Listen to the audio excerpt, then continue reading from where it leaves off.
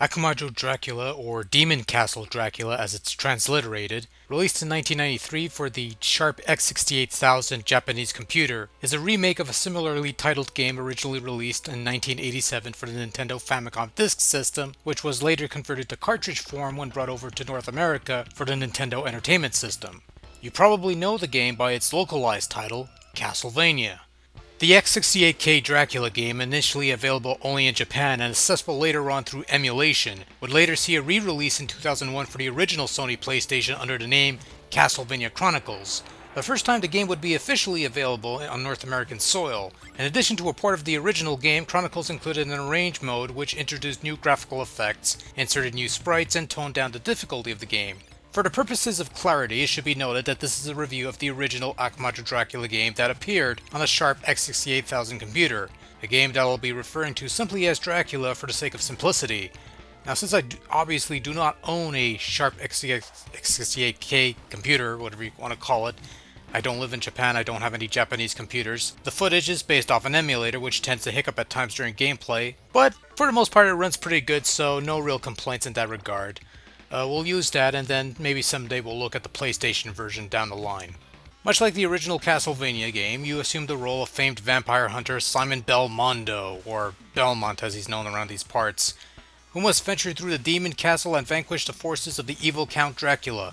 There are 8 levels of play in Dracula, with some being slightly remixed versions of levels from the original Castlevania on the NES, and others being new additions, but not too new. Some of these are vaguely familiar levels. You can save up to 3 games, not too shabby. It's akin to most NES cartridges, which allow up to save 3 saves or something.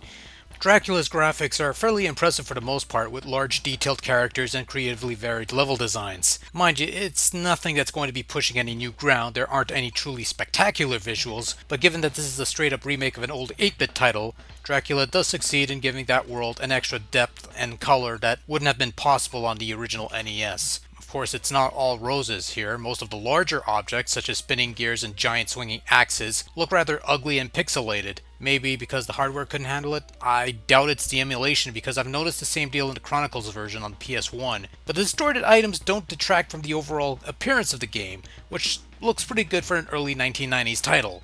There are a couple of nice touches here and there, though. When fighting the she-wolf on top of the clock tower, for example, the clock tells the time set on your computer. So if you're playing this at 12:30 in the morning, the clock will display 12:30 on the game. It's a nice little touch, and something that's normally unnoticed on the PlayStation port without the use of a code.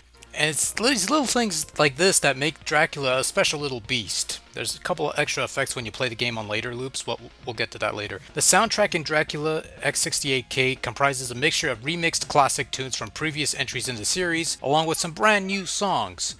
They're actually pretty good for the most part, and depending on the sound module used, there are 3 to choose from, the quality varies from between decent and superb. The sound effects are crisp, audible, and clear, with a variety of death wails and shrieks to heighten the mood. It's probably a step above what you'd hear on the Sega Genesis, but a little worse than whatever's on Super Nintendo. Still, it sounds pretty good, so no real complaints there.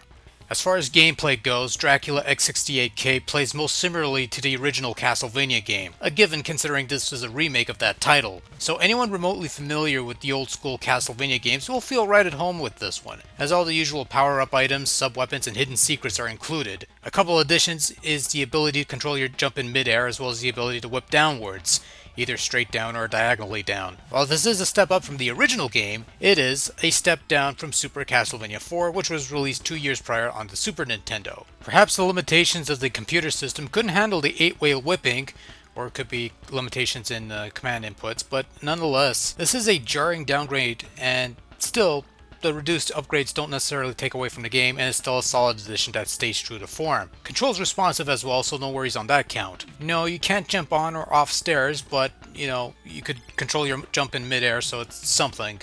As far as the difficulty goes, well, let's not mince any words here. Dracula on the X68K is hard as nails, and the fact that it takes 4 hits to kill you in the majority of the game, as early as the 4th level actually, doesn't really help matters. Levels are designed to be as brutal and merciless as brutally inhumanly possible. God, I so flubbed that thing. And to make matters worse, each time you beat the game it gets progressively harder. You could be on your 5th or 6th loop through the game and you'll still find something new to haunt you. It's damn near endless. Now here's the thing.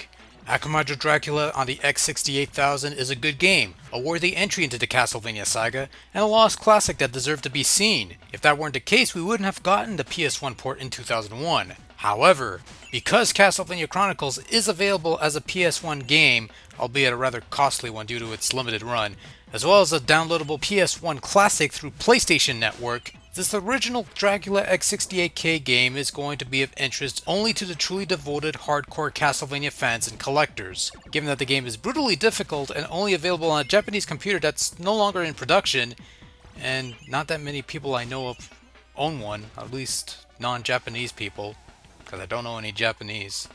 And still, I doubt any casual fan is going to actively seek this one out, nor would I suggest doing so unless you have a huge wallet. I think this game is good, but my advice to anyone looking to play this title would be to get the PS1 Castlevania Chronicles disc instead, since you could play the original version on that disc, and in all honesty, running this on an emulator has some issues, so forking a few bucks over for a disc version that works well is probably the better alternative in this regard.